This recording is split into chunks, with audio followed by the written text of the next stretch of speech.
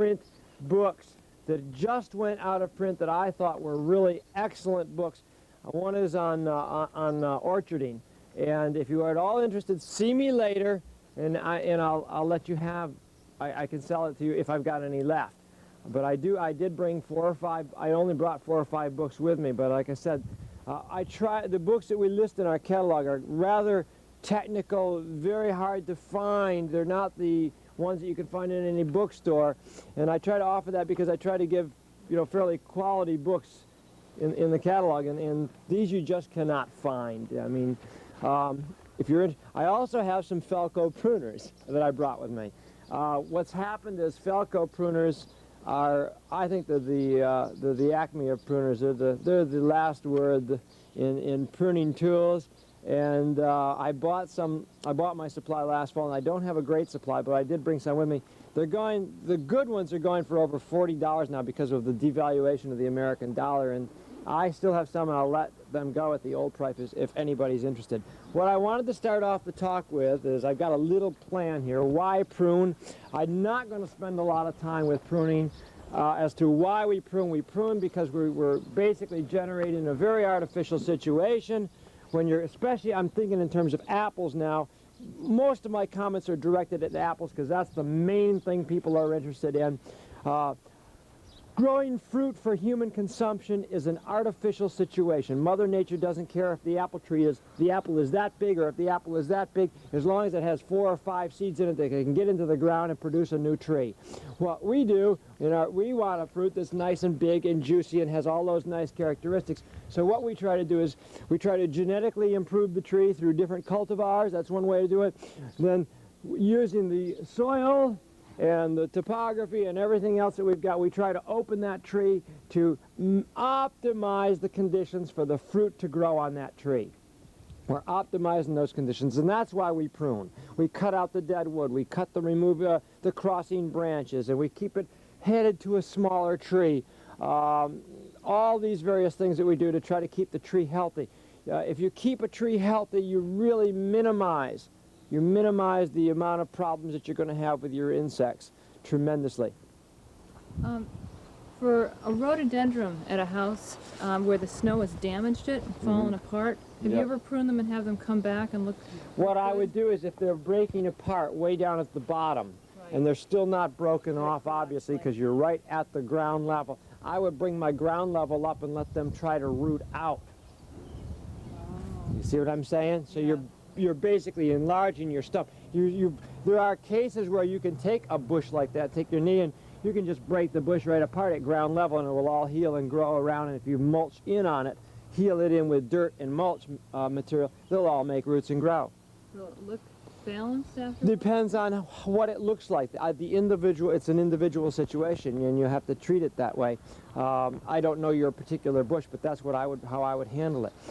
Secondly, let's go on to talking a little bit about tools. I said to bring your tools. How many people brought their tools? Oh, we do have some tools with us.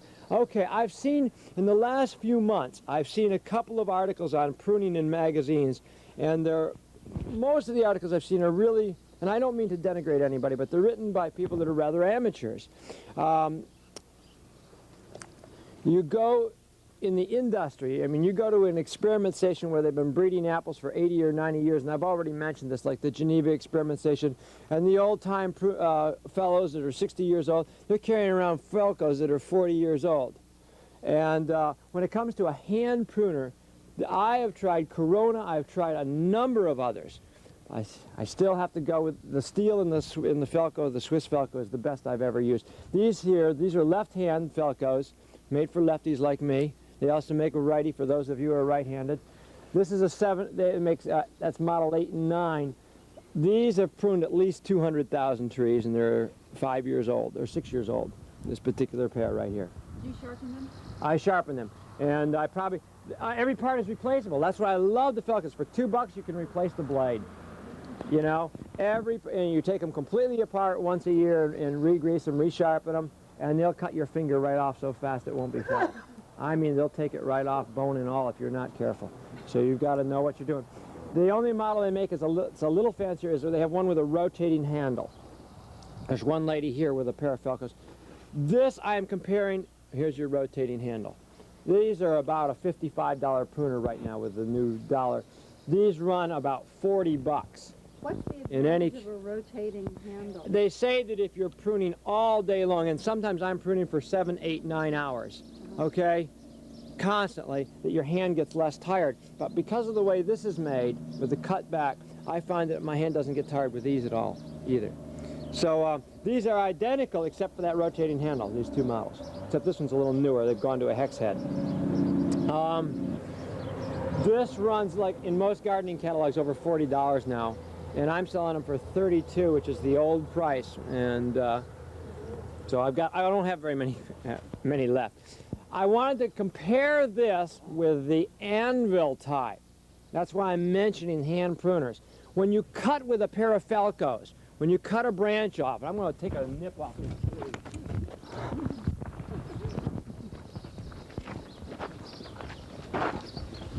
When you cut with a pair of bypass pruners, okay, you do very little damage, because if you're cutting into that branch, say you want to save this branch here, you're cutting in there, and now notice that the piece of steel that holds the wood is to the outside of the cut. They say, oh, well, bypass pruners crush it. No, they don't, because the part that's been crushed has been cut off. And now you get a nice clean cut. You see what I'm saying? Whereas with an anvil type pruner, when you make your cut, these are, oh yeah, here we go. You crush the wood on both sides as you make your cut. And let me tell you, it's a lot more work to make that cut. And you get the little crushing right there. I have not found anvil pruners to be really useful, and I know of no professional that does it on a daily basis that uses the anvil pruners. They may be fine for certain limited operations, but for general overall use, I think that they're not worth it. Secondly, you buy a pair of pruners, whether anvil or bypass, for 10 bucks at your throwaway store, and you say, well, I can buy a pair every 3 years. Well, I've had these 5 years. Those you can't. Every part in this is replaceable. Well, that's what I like. I did. I got $10 Japanese pruners this year. Yeah. Everybody. Well, for strictly amateur, it might be all right. It might be okay, but you're going to throw it away. I think ultimately you'll have more money in that one, in replacing the cheap ones than in one good pair. But that's my own particular. Now, we had some long-handled pruners. They're loppers. Where are they? Some lady had a pair with her. Who's got the loppers? There's a lot of them. Most loppers are not anvil. They're bypass. And they are often very handy to have as a pair of loppers that are about this long. There's a lot of them that are made. Felco actually does make a pair of loppers. There's also hydraulically operated ones for people that are into pruning, 10 hours a day in big orchards. But we're talking basically backyard homeowner type thing. Oh, what happened? This is your basic homeowner tool. Bo's basic homeowner tool that's kind of coming apart. But as you can see, the steel is nowhere near as good as it could be maybe on a little more expensive pair. That's the problem with a lot of the true value stuff, is that the steel sometimes is not very good, and you get into a tough situation and the steel just bends. Now, I have a pair that is got a ratchet mechanism in here, and they're around $75. And the problem you get into is you get something real big, like that big, and you want to cut it. And you have a tendency, and I won't cut it. What you have a tendency to do is, when you're cutting, instead of cutting through, you tendency to cut on an angle, because cutting on an angle cuts much easier. So what happens is you're now putting a torsion on this, and pretty soon you're going to end up breaking either the handles or breaking this at this point in here, or actually bending these things if they're really poor steel.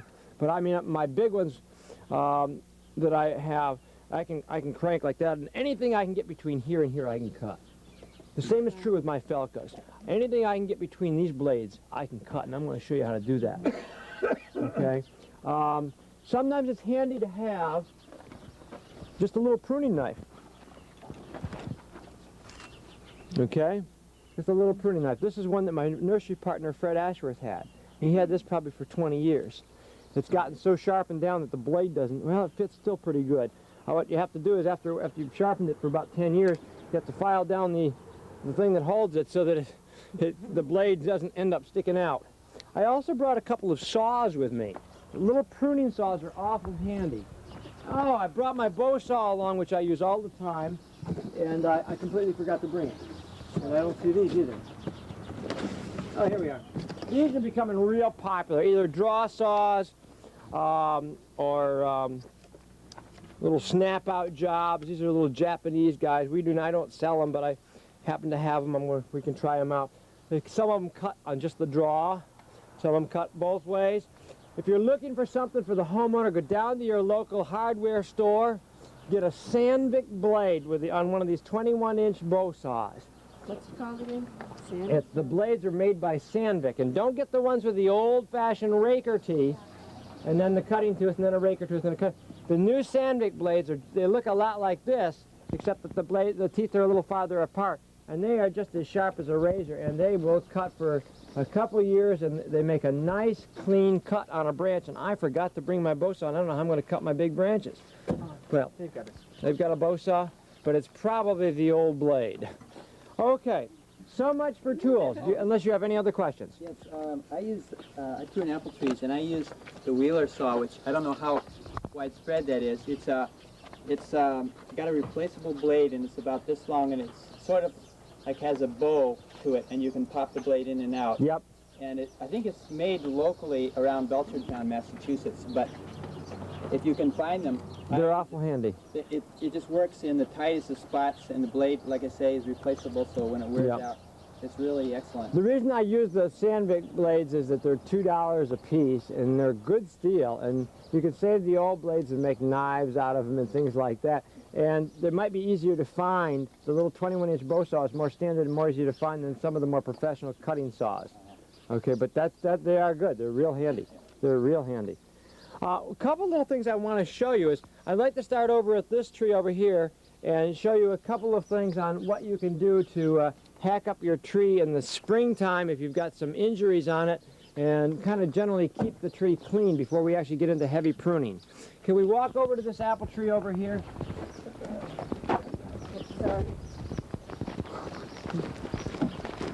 I saw a nice little injury on this tree. So I thought we would start with it.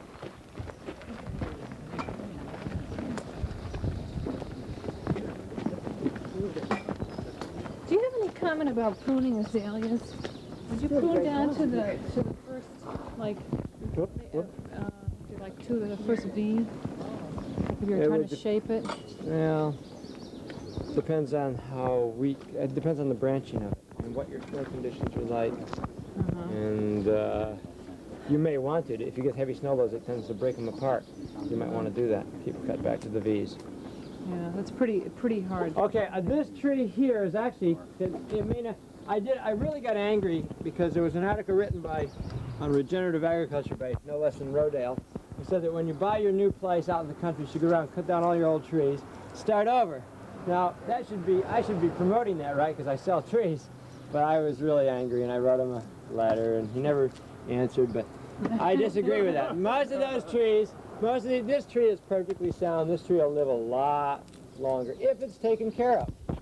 One of the things I find that I'm always doing when I go around an old tree is I'm rubbing the old bark off. They used to have scrapers 50 years ago, and you went through your orchard and you would scrape down the trunk. Now, a dormant oil will do pretty much the same thing. But when you get an injury where a branch was taken off here, what you're looking for in a wound like this, you can tell how good the quality of the cut was by how circular it is.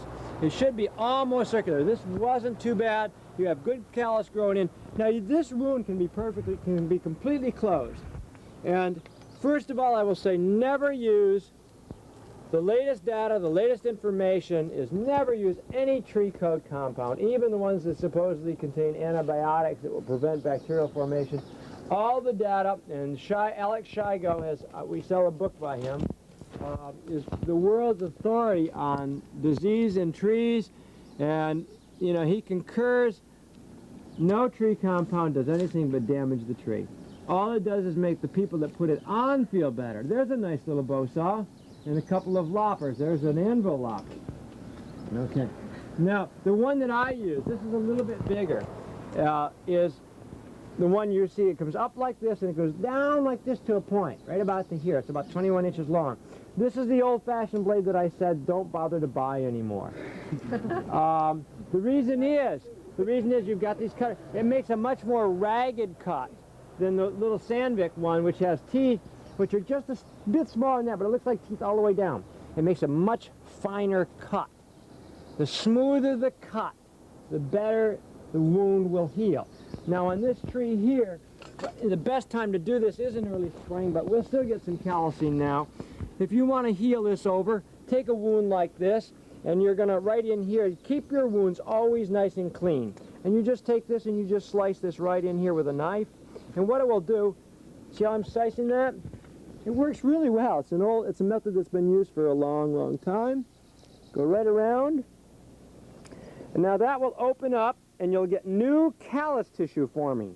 And this will open up, and if you do this, usually in the spring of the year, it'll open up maybe that much on each side. Within 2 or 3 years, you can heal a wound like that completely over. But the secret is you want to keep these wounds nice and clean and dry. This wound here, we would probably do a little bit of work on with a chainsaw. Very careful not to touch the tree. Have that saw dead sharp, and very carefully come in and cut in here, not too far down. You do not want to flush cut it, that's what they call. You definitely don't want to do that. You want to come in here like this, maybe remove some of this dead stuff so we don't have quite so many bugs in here. This hollow fellow, there's not much you can do about that, except that you can see what happens. You can get some things build up. Come on out of there, fella.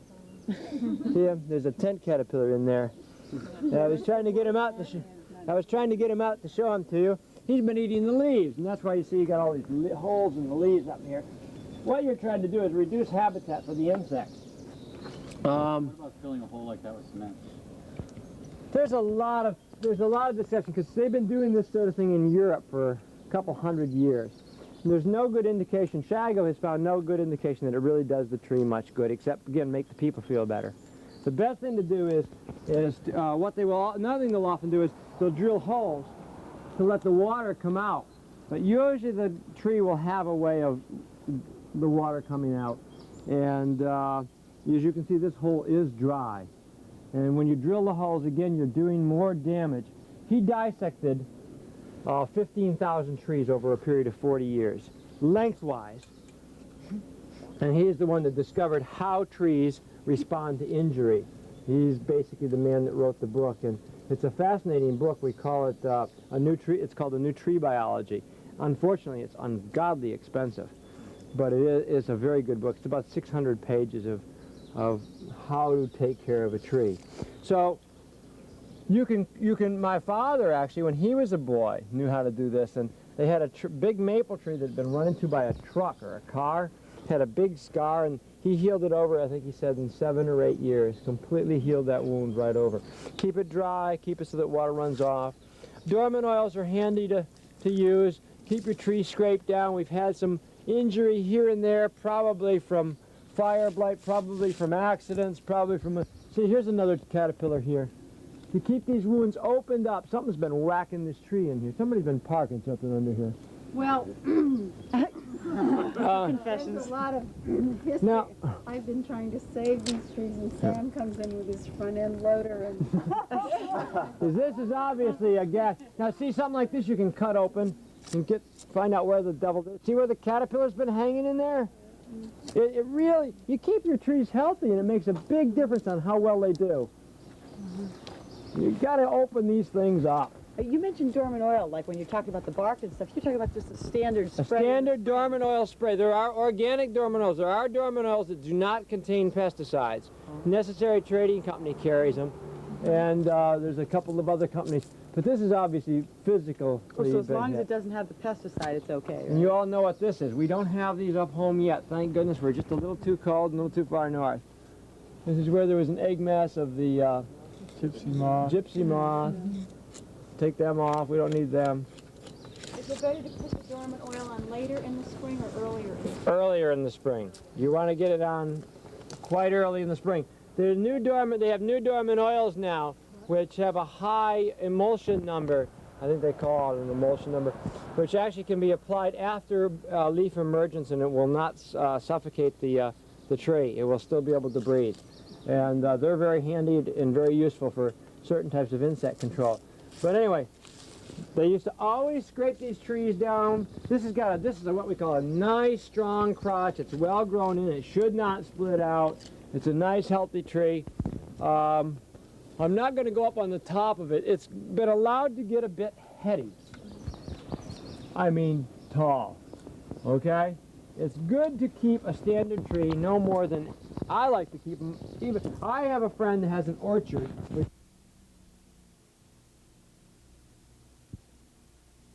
How would you saying to cut off the top up there? Yeah, or you'd lop it right. You'd cut it right off. And allow this one to stay there for a while? Yeah, and stay Until there this for one a grew while. back, and then you'd cut that one off. Exactly. Okay. Now to make a pruning cut, this is Why interesting. couldn't you do it all at once? You don't want to shock the tree too much. It's better to do it over a period of a couple years. I mean, you can do it in 1 year, but it really shocks the tree. You want to give it a chance to respond and grow back, and you're starting to get a picture of now what you want in your tree.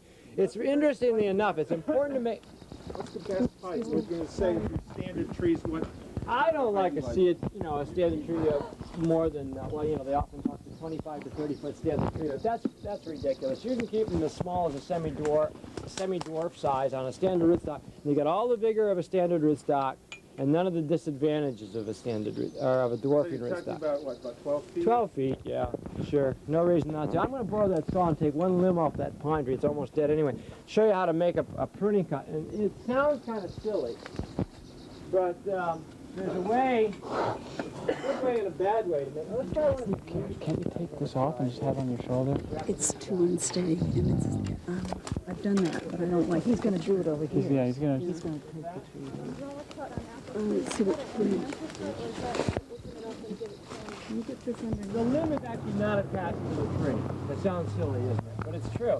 Because what it is there's a barrier zone between the limb and the tree, unless you're talking with codominant leaders, in which infection cannot go past from the limb to the central trunk. And in elm trees is the best example of what we have called codominant leaders. All the branches are actually leaders, and so all those limbs lead right into the trunk. When it gets Dutch elm disease, how quickly does it die? Very quickly. Whereas in most trees with limbs, because there is this barrier zone between the limb and the tree, it's actually like a ball and socket, except laid down year after year. What you've got is the limb goes in, it has a collar to it, and then the collar, a response collar grows from the tree around that. Then the next year, the next layer lays down another one, and another, it's ball and joint, ball and joint, ball and joint.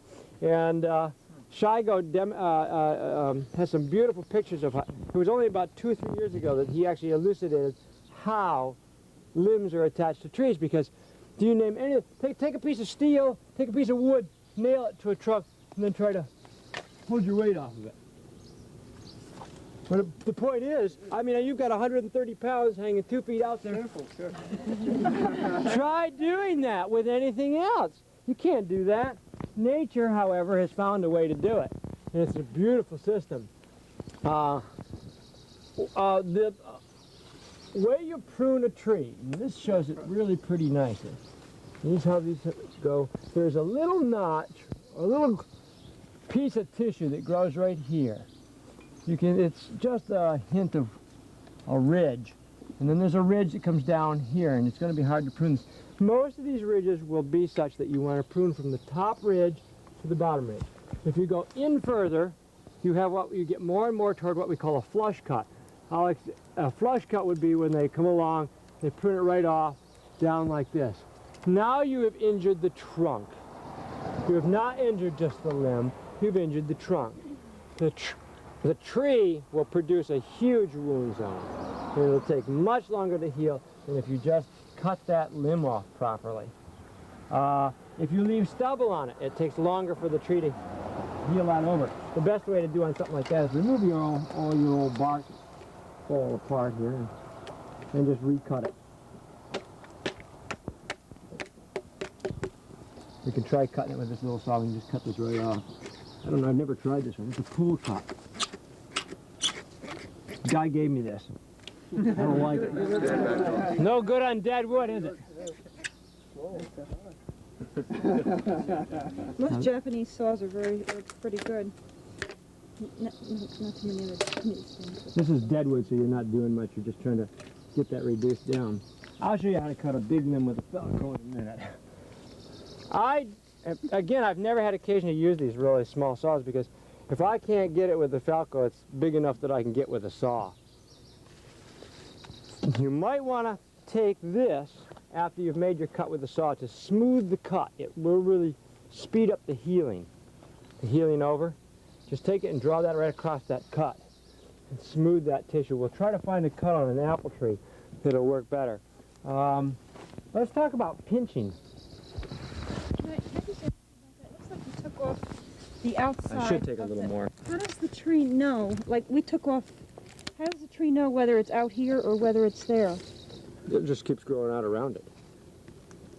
What you're trying to do is you're just trying to remove, normally you would make this, when it's alive, you'd bring it back fairly flush, and then it would grow over it and it would be sealed off, and you have just a very minimal amount of damage to the wood, so that if that tree is ever cut for lumber, now you have just the smallest of... So the tree knows how far this limb comes out. tree doesn't care one way or another. No. I mean, But- if this is short, then it'll stop. Yeah. No. I remember my nursery partner Fred used to say he had a big stand of pines. He said, let's go back and make saw logs. And what he meant was, when you go back and you take off these branches further up, maybe 20, 30 feet up, the tree responds. It grows over the old, where the limb came out, and you have much higher quality lumber than if you got stubble growing out and it doesn't heal. It takes years and years to try to heal up around it. Let's look at this tree right here. Keep going. This here's a pretty nice subject. Thanks. Couldn't catch it. Excuse We've got us. a pretty Excuse good us. band of callus here coming in, and a little bit of a problem right in here. It would have been nicer to get that, but he obviously did not want to take a chance on hitting the tree. Somebody has hit the tree at one point right here. We have dead tissue here. See that? The reason I knew that immediately is because there's no callus tissue. Where's the live wood? Well, it's hard to find it. It's best to get that back to the live wood. There we go. There's live wood. See, there you go. There's where it's coming in. Now that'll heal in. This tree is nice and healthy.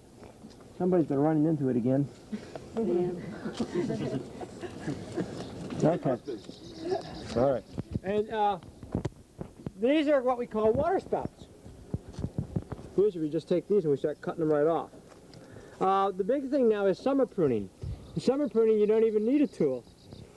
In most of the orchards, they're going like this, you know, except they catch them when they're a little bit smaller, and they just fall right off. So they just literally fall off.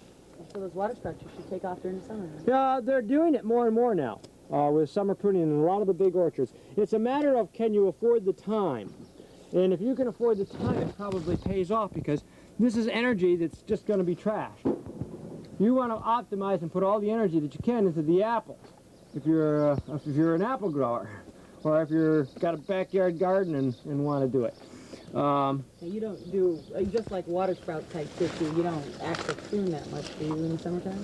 They do. If you can do a lot of summer pruning. The way you do that is with your fingers. Say you want to leave this branch on, and or you don't want this branch to grow, but you want it there for some other purpose. You just nip the top, and you can stop the growth of that.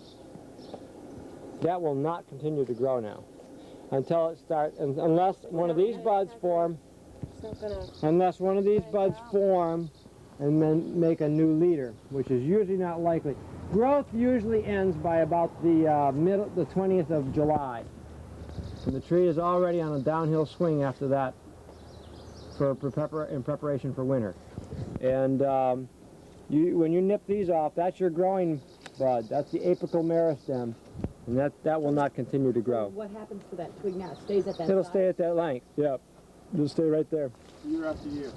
No, only 1 year. Next year, it will make a new apical meristem and will continue to grow. Now, if you don't want it, the best thing to do is just take it off. You know, these are just a little too long for rubbing. However, like I said, most of the orchardists would go right up a tree like this, and they would just, when these are a little bit small, they'd rub them right off. Now, here is what we call a flush cut. Ooh.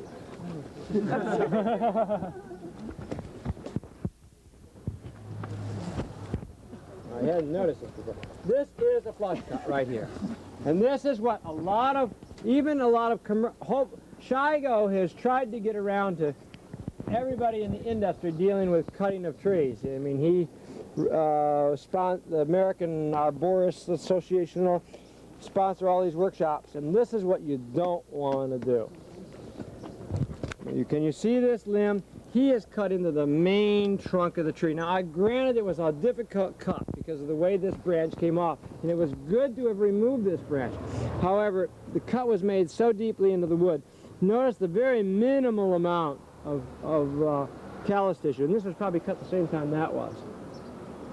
Very minimal amount of callus tissue, and it's going to take a long time for the tree to heal that particular wound. The best thing you can do is, again, put some of the energy into growth of the tree. Remove your water spouts. You can actually remove them right now. And the problem with taking a long time to heal is you're implying that it devotes a lot of energy to that? Puts a lot of energy to it. It's a lot more susceptible to disease now, the tree is. Simply through that. Oh yeah, the tree, any organism can enter directly into the trunk of the tree at this point. At that point. And again, we got some nice, here they are, see them? Come back out of there, you. Little leaf-eating caterpillars. Again, if you get a situation like this,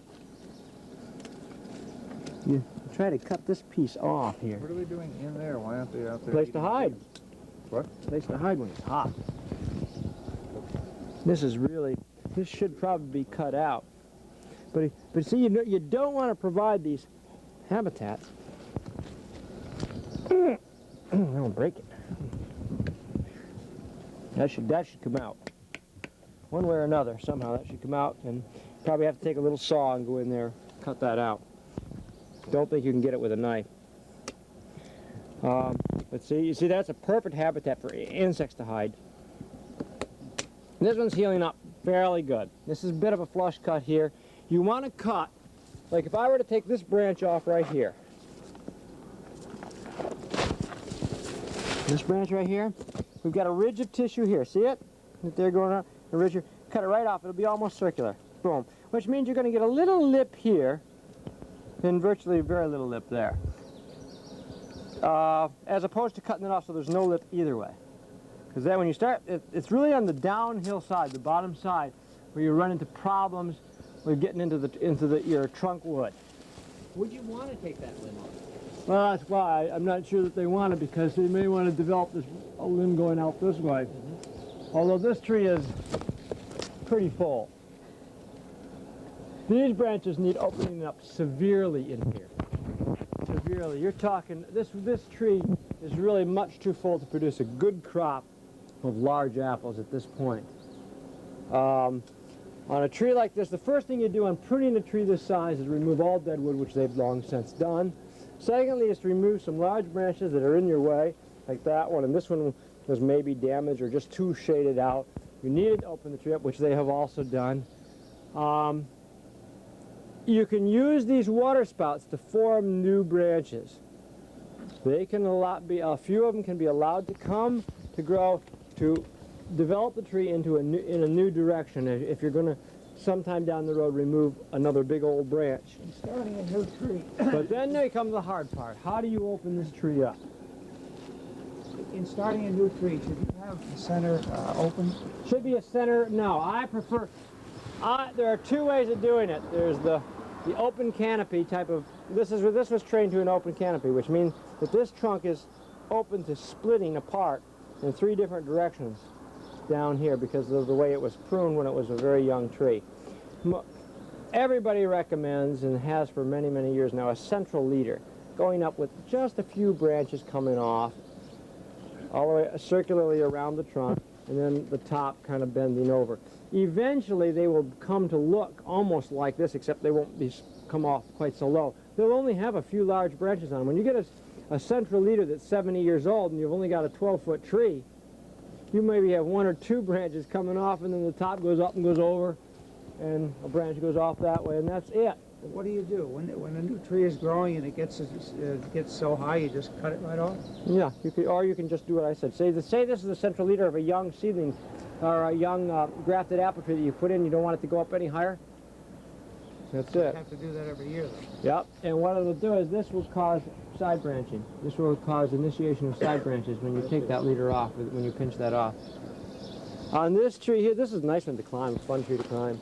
But you got a lot of water spouts that could come off, and they can be taken off now. There's no reason that they can't be.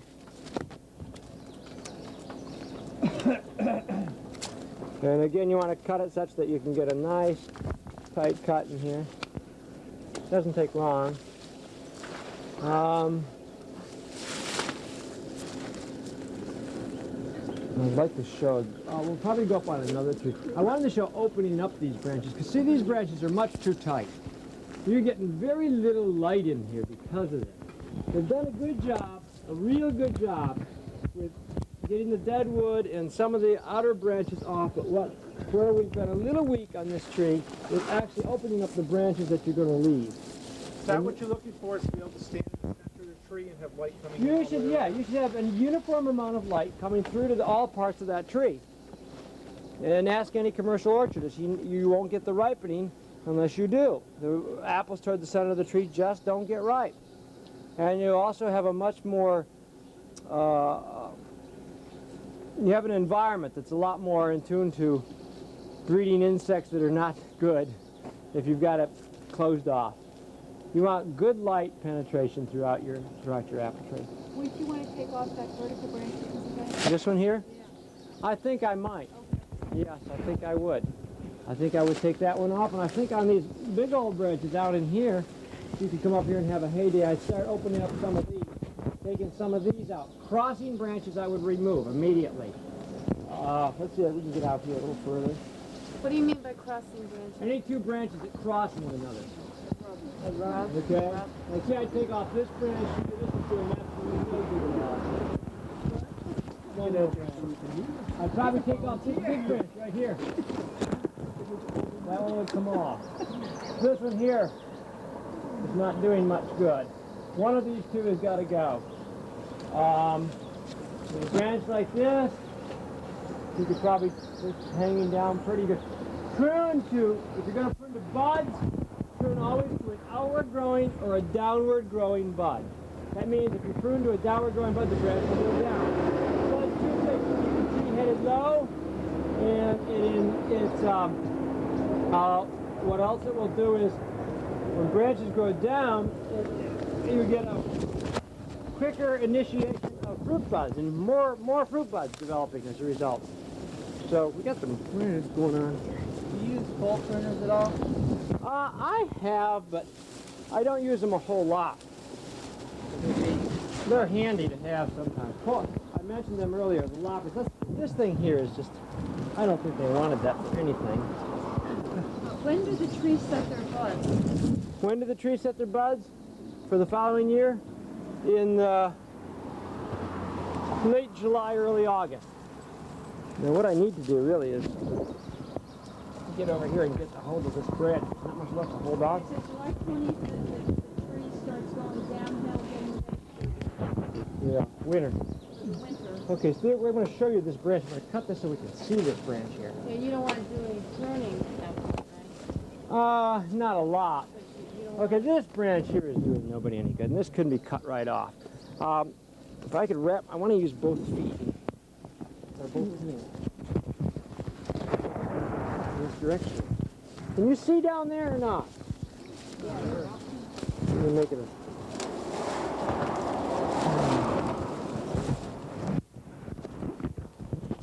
This branch here could be cut off. You can take a pretty good branch. Now the easiest way to make that cut is to put a little pressure. Well, it's really on there good. Let me see if I can get into the right position to show you. Okay, if I was going to cut a big branch like that with my Falcos, I grab it, push slightly out. If you put a little out pressure, you can cut a big branch. And I will find something that's not too good. What time have we got? How are we doing on our time? 9:15. Quarter after 9. Okay. And now say that was a real ragged cut, which it's not. That's the nice thing about hand pruners is they don't make a ragged cut. But say that was done with a saw, you wanted to prune it up, you could take this and you can just go. And you can just kind of go over it, see. Another thing these are good for is this. But you can go, see how much of what a smooth cut you can get? That's good to take off all that shaggy bark. Yeah. It just goes exfoliating bark anyway. You know, the bugs will go in, they'll overwinter under that. Bill, I had a peach tree in the spring that halfway down all the stems on the top, the buds were dead. How far Winter down kill. would you prune it? It's a dwarf. Prune it right down till you got live wood. Uh-huh. There's no point in keeping the dead wood on it. Is there anything you can do with a tree that's split? Like it's a beautiful peach, it's still bearing you. I hate to say it, but the best thing you can do is remove one side. Even if the side that has split out has gone quite deeply into the trunk. Right down through the middle. Yeah, Just take off it's pretty frustrating. Yeah, it's pretty frustrating to have that. The best thing to do, as Shigo says, is to prevent that from happening by the proper treating when they're younger. But again, sometimes there's just no way around that, you know. There are some trees like plums and peaches which are not particularly great growers, and certain apple cultivars that are not particularly great growers. Do you prune your peaches? We don't grow peaches. Oh, okay. I was wondering, like, Even the Reliance peach will not make it up where we are. they tend to talk about like a bowl-shaped pruning for that. Yeah, yeah. But that's what happened. And would you, if you had a peach, would you prune the central leader also? Yep, definitely. Now, I'm not going to spend, you could spend quite a bit of time on this tree, but let's go to a tree that I could really hack up with the saws and show you how to make a bunch of cuts. These shoes are new, and I don't know how good they are in trees. So you're doing all right. Doing all right. I'm more at home up in the air than I am on the ground, actually. You'll see much more practically. Say we wanted to open up this section. Where's our... Can you explain why this has no future? First of all, this is not a grafted tree. I can tell by looking at it. This was probably planted by cows. Okay? And They don't know how to plant. they're not good at planting cows. They do certain things okay. They give the seeds a nice acid bath and a hot water treatment and everything, but like which you're supposed to do, you know, for good germination. But they're not too selective on what you're going to get out of it. And so the trees that we were looking up there are unquestionably grafted. Use your Felcos. First of all, you get the clean cut with a pruning cut. I actually have a pair of pruners that would take that off. Now again, all the dead wood should go. This should go, this should go, this should go. You know, you could start cutting dead wood. This was never pruned when it was younger, right? Because you've got all these Oh, no, this crossing has never been branches all pruned. over the place. And like I said, it was planted by cows, you know. Yeah. Volunteer It's a volunteer. This trunk is growing around. Yeah, this trunk, look at this. Look at this branch is cut into the trunk. There's a bear. You know? It bears not very interesting apples, but Here it's you go. why we haven't worked on it very hard. There are some excellent trees on the other side. The animals You can see what's happened to that tree. Yeah. Look how that branch. You see why crossing branches is not too cool. Yeah. It really. Here's your nice main trunk here, and you got a nice wound on it now. And notice, feel how wet it is. You can also smell it. It stinks. And that could be a disease condition known as wetwood. Also, we got some woolly aphids in there. Place for them to harbor. Oftentimes the best way to get rid of the particular insect, if it's only a small number of them, is just to rub them out. You just rub them out, and that's the end of them. I mean, so you go, here you got 10 insects, and you go up and mix up a whole bunch of spray of some sort. Is it worth it? Is it worth your time? And, you know, that's something that you have to weigh. So that branch, we'll assume that that's been pruned off.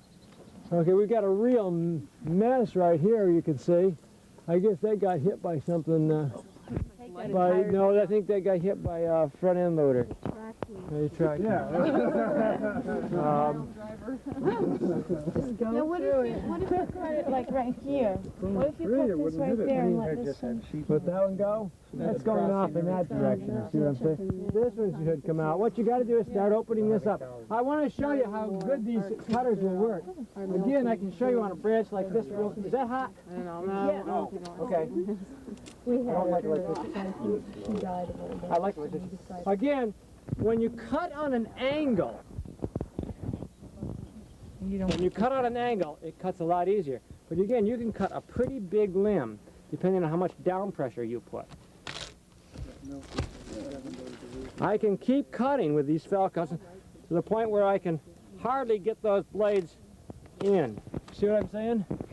Again, do you notice what I'm doing? I'm using the other arm to give myself some pressure. Yeah, I can barely get the blade there now. In fact, sometimes you can just start your cut, get another bite. And once it starts to give just a little, that's when the blade goes to town. I mean, that's just done with a little hand Velcro. Okay, let's cut this whole branch right off here. This branch doesn't have any future either. Yeah, even little like This branch is kind of interesting. It's grown in real nice here. Yeah, beautiful. But that's what we call, this is the kind of attachment you want on a branch. You want virtually where it comes out a 90-degree attachment. It came out 90 degrees and then shot up like this, but it did come out on a 90-degree attachment, which is really the best way a limb can attach.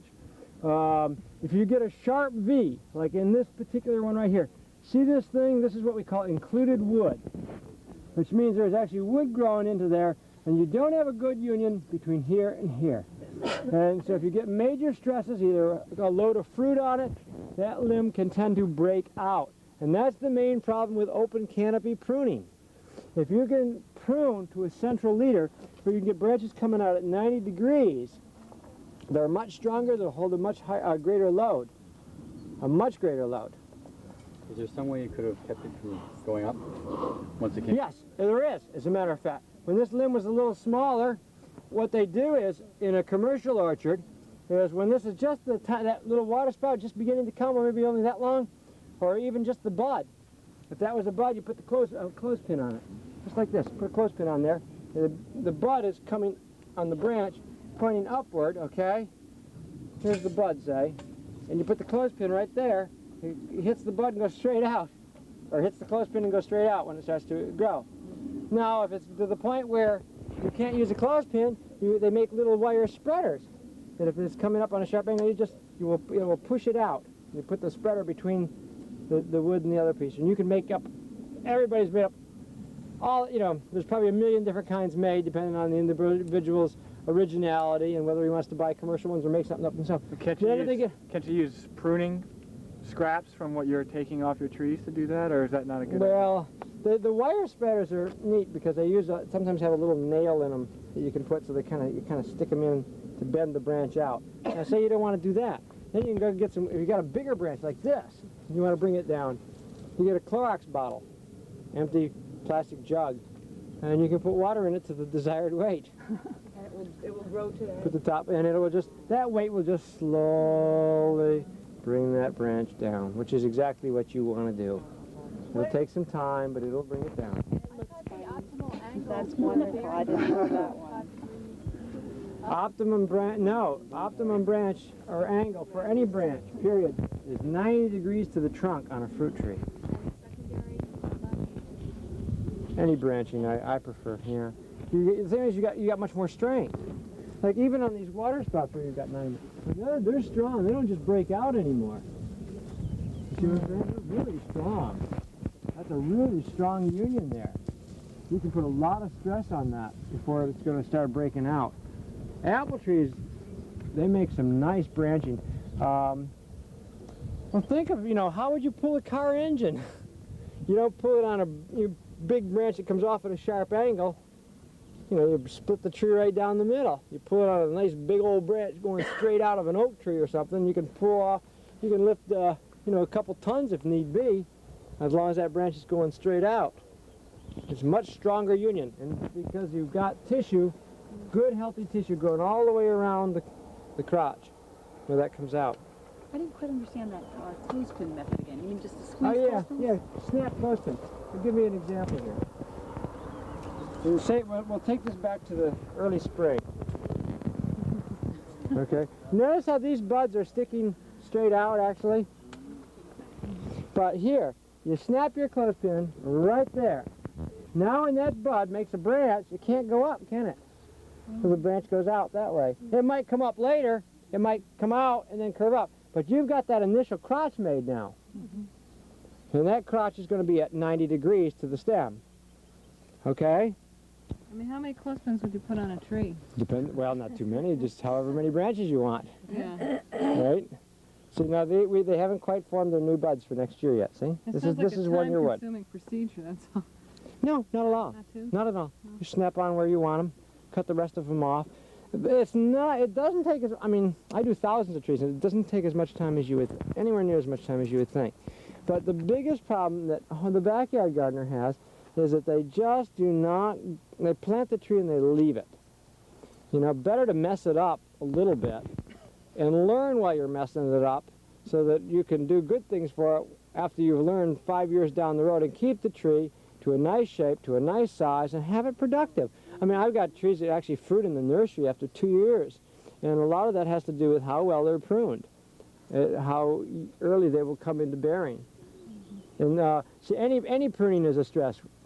Okay, and we're just about done. Let me finish up with this. Any pruning is a stress to the tree. Any kind of cut to the tree is a stress to it. And pruning often, in fact, they used to use rather major pruning to bring trees that wouldn't come into bearing. You stress a tree and it will come into bearing more quickly. They used to half-girdle certain apple trees. Northern Spy was notorious for not coming into fruit, and they'd half-girdle the poor tree, and boy, it'd fruit then. However, I think you do more damage, so that you probably, in the long run, you probably get less apples than you should have. But I think just good top pruning will do it. This fellow that I know that's quite old with a small commercial orchard with the 70-year-old trees 12 feet tall, he, on his big trees, which are about the size of the big tree we started on, he's averaging 21 bushels per tree, but he's doing a lot of pruning on those trees. A lot of pruning, 21 bushels of apples per tree. And he doesn't even have a grading machine. He does not grade his apples. They're all number ones. He does just an incredible job. But do you do anything about these tree trunks? these tree trunks, yeah, you take a couple of them out. You bet I would. I go in here with a chainsaw. And there is a place for a chainsaw, but you want to be careful. You want to be especially careful not to nick your the trunks that you want to save. Again, you start with the deadwood. Get the deadwood out. Remember, you can always make your final cuts with a bow saw. And like I said, the reason I use the sandvik blade is because you get a much smoother cut than with the old-fashioned blade with this particular configuration. This is fire blight here caused this.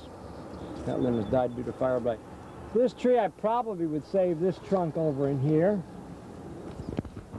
And I probably would save maybe this trunk and this trunk. Take everything else out and then see what it looks like. And then I may decide to remove one or more of those trunks. Okay, I go in here with the chair, I cut zap, zap, zap, zap, zap, cut all this stuff out, cut that out. Okay, what's left? Is the goal always to get one trunk? Well, not necessarily. If it is a wild tree that's been planted, like I said, by cows, and it has a pretty nice, pretty decent apple, it may just look better from a couple of trunks if the trunks are stable. If the trunks are solid and sound and they're not going to break apart. The next step would be to head the tree. Go up in there, and this is the main thing in restorative pruning, is that people don't head their trees. And it is pretty soon, they're so far out of sight, it's discouraging to pick apples, because when they drop from that height, they're all bruised. You know, about the only thing they're good for at that point is cider. Whereas if you can start prune it to a bud, even a small limb or a bud that you see going out way up above, take some of those top major branches off, very much as they had done on those old trees up there. And you're going to continue doing that and bringing that tree down, correct? Where did she go? Where did she left? All right. Brett Aaron. Oh, Brett Aaron. All right. Well, as she indicated, she was going to continue to reduce the headiness of that tree. And of course, if they're planted in a wood situation with other trees around like that pine, they're going to reach for the sky. They want sunlight. They want sunlight. And that's the only way you can get it. And I think I have run out of time. Do you have any other particular questions? Did I cover what you were... A tree that's bearing, that you're just maintaining. So you've got it headed. You've got it to the height you want. That basically is is just maintenance pruning. Now you're removing water spouts. The deadwood has long since been gone. You're removing water spouts. You're removing certain crossing branches. So you get a branch coming out in another area. Say, oh, that's a much better spot for a branch. I'll take this one off over here. It just made Remove things that head back towards the center. right. Move things that are heading back toward the center. You want the tree to come down. Remember, it will throw more fruit buds as the branches bend toward the ground. I saw an interesting set of slides in China where they wanted these peach trees to come into bearing real early because they have it's a rather marginal climate to grow them. So if they freeze back in a few years and are lost, then they have to replant them again. So they want them to fruit real quick for as long as they can get them to fruit. They had taken the branches and they had done this to the branches and they had tied them. Well, they were bending them like that into a loop, just like this. And here were all these peach trees, and they had grown like that, tied them like that. And all these peach trees with these loops in their branches growing. But what the point it was causing the trees to set a lot of fruit buds. It caused them to set tremendous numbers of fruit buds. I don't like to leave a break. Can I distract you to blueberries for a minute? Sure. What do you have anything special about blueberries? Yeah, once you've got an established patch of blueberries that are maybe 5 to 7 years old, you should keep it to 4 or 5 major trunks or stems per plant, and you should remove one stem every year, one of the oldest, okay? Right. On a 4 or 5 year cycle this will be, because you're only having 4 or 5 major stems on that plant, okay? And not allowing more than one new one to grow up each year. And it should, that way you maintain 4 to 5 stems. And the biggest mistake people have made, I was at a workshop on blueberries not too long ago. The major mistake that they make is when they cut the old trunks out, they cut them too high.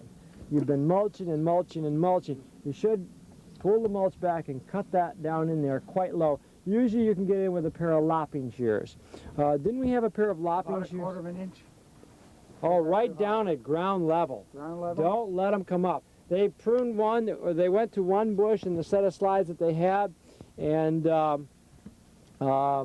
they had it pruned, and without taking any more wood out, just removing more of the stems. They had quite a pile of old stems that they had cut out. It was pretty amazing, and they were just trying to produce a little poor growth on the tops of them instead of just being completely, if you cut them down below ground level or below your mulch level, you won't get any growth on them, you see.